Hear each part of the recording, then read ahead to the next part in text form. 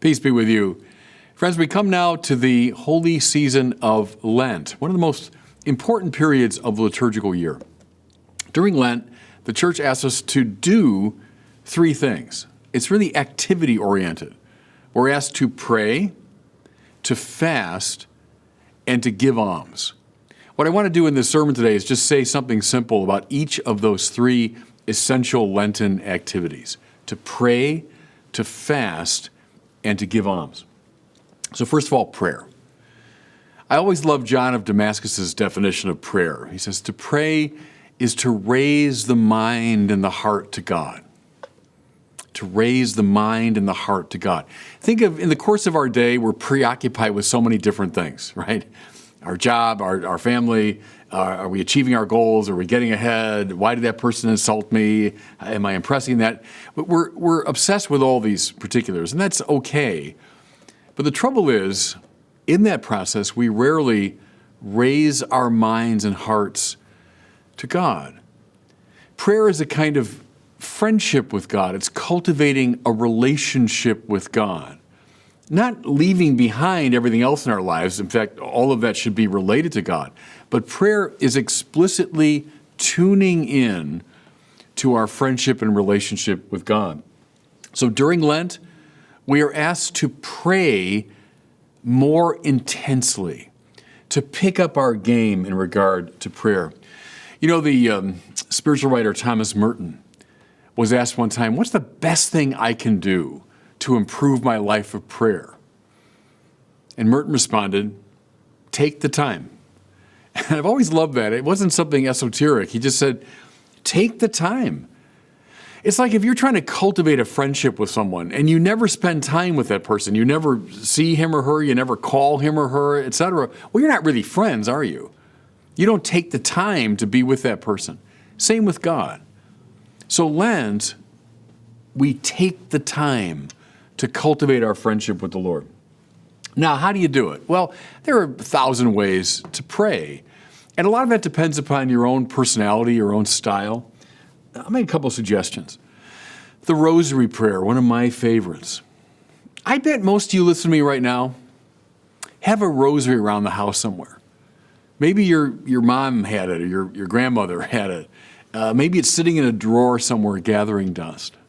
Maybe it's hanging from the rearview mirror of your car. Get that rosary out during Lent and pray it every day. I guarantee you, your life will change. Pray the rosary during Lent. I'm a great advocate of the Jesus prayer. Lord Jesus Christ, Son of the living God, have mercy on me, a sinner. That's the entire prayer. But you say it over and over again, maybe in the course of 5 minutes, maybe in the course of a half hour, maybe if you become a monk in the Eastern Christian traditions, all day long. But the Jesus prayer is a great way of simply focusing our minds and hearts on the Lord. Get the little book called The Way of a Pilgrim if you want to read about the spirituality around this prayer. You know, something as simple as meditation. Meditation is taking a few minutes maybe at the beginning of your day, middle of your day, end of the day. Reflect on the gospel for that day. Maybe simply put yourself in the presence of God. Lord, here I am. Guide me today. Lord, show me your will today. Lord, I want to love you more deeply today. I love Francis de Sales, who recommended to his listeners, you should meditate a half hour every day. Except, of course, when you're really busy, then you should meditate an hour. Pretty good, right? Meditation, a concrete way of raising our minds and hearts to God, is a wonderful way to pray. Something I do following the great Fulton Sheen is a holy hour. I do it first thing in the morning, first thing I do. I'm kind of a morning person. Maybe you're better in the middle of the day or end of the day. I don't care. But if you can find that time to spend an hour of uninterrupted prayer in the presence of the Blessed Sacrament. How about the Mass, the source and summit of the Christian life, the greatest prayer? Maybe you are a Sunday Mass attender. Good. How about daily Mass during Lent? You know, my mother was a great advocate of that. Of course, my parents, always took us to Mass every Sunday. But during Lent, my mom would always go to daily Mass. I remember when I was, I think, in 7th grade, she kind of invited/challenged me to join her. And I did. And I remember to this day, it had a big impact on me. Let's say you've been away from Mass for a long time. Okay, come back to Sunday Mass. Make sure that becomes your practice this Lent. Anyway, do something. Do something. It's up to you. Everyone's individual. Whatever you're currently doing in your life of prayer, intensify it this Lent.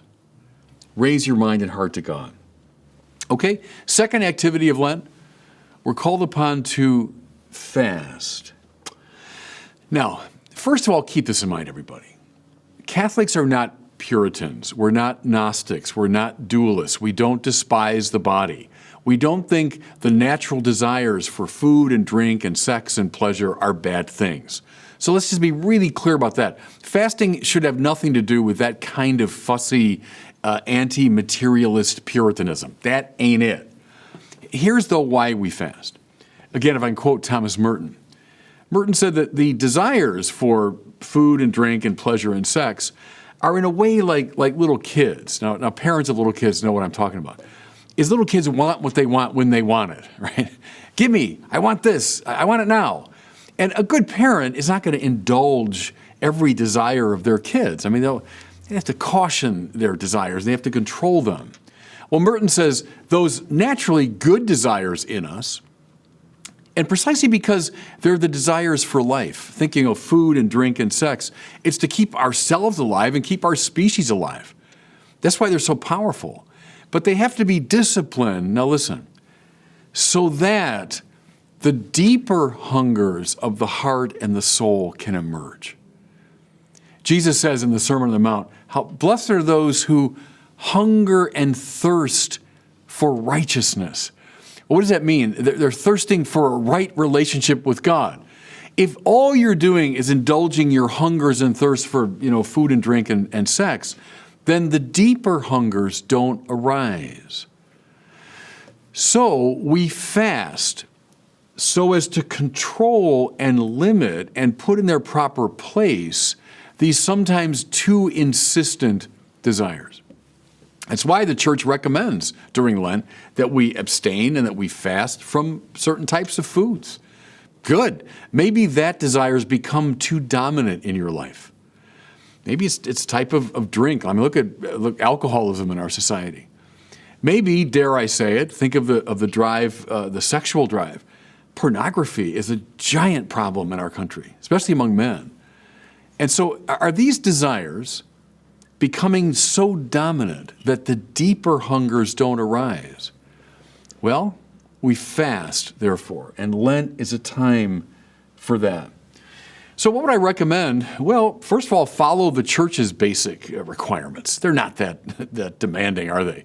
The fast on certain days, to abstain from meat and so on Friday. Good. Follow those. They're pretty simple, pretty elemental.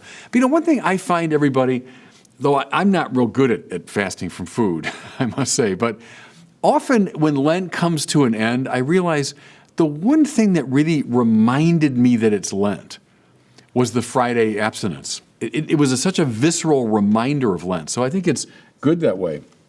But think of other desires for food and drink and pleasure and sex that have become too dominant in your life. Can I mention one? Our obsession with social media. I've been reading lots of people, and this is really good, who have said, I'm going to abstain or fast from social media during Lent. I'm going to really cut back on my screen time. Mind you, the people that invented those machines that we all carry around, well, they designed them to be addictive, and by God, they're working, aren't they? Well, that's a form of desire that's becoming dominant, too dominant in our lives. Maybe fast or abstain a bit from social media during Lent. I mentioned the problem of pornography, again, rampant in our society, a multi-billion-dollar industry. I mean, you should fast forever from pornography.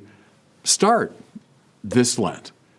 That's a problem for you? Start this Lent fasting from that practice.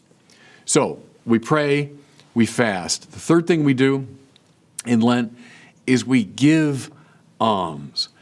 Now, in a way, this is the most important practice of Lent, because to give alms is simply, in a concrete way, to express love. Right? Love, the greatest of the theological virtues, means to will the good of the other. That's what it means. I love the austerity of that definition. It doesn't have to do with emotional fireworks and all that. To love is to will the good of the other. Well, how do you do that concretely? By helping the poor. And I'm construing poor here broadly, not just the economically poor, but anyone that's in need, any of our neighbors are in need. What am I doing concretely to help them? That, if you want, everybody, is giving alms. It's any form of service to the poor. Now, automatically, I think we consider a monetary gift when we say giving alms. And that's not bad, because there's something about giving money that kind of cuts to the quick, doesn't it? I'll do this and that, but now you're asking me for my money? I get sort of reactive. Well, good. That means it's going to cost you a little bit. Here's something interesting. Catholics, we go to Mass, right? And the opening of the Mass and the prayers and the liturgy of the Word, then the homily and then the creed. And then it's as though, the Mass is kind of suspended for a little while. We play a little music and now we're going to take up the collection. And then when that's over, we'll resume the Mass. I think a lot of Catholics think that way. That's not it. No. The act of giving alms, that's what the collection is. That's integral to the Mass.